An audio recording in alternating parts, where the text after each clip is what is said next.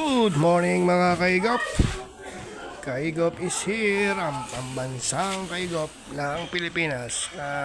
Magandang araw po sa lahat ng mga manonood ng YouTube at ng social media.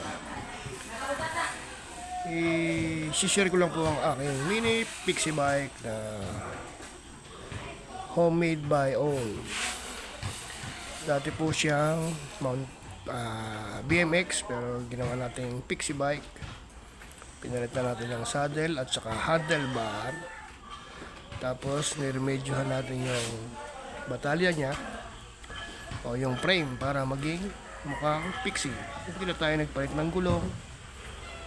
Yung dati pa rin.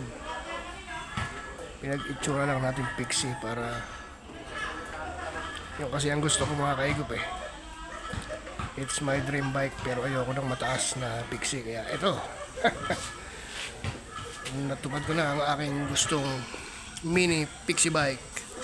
Maraming salamat mga kaigop.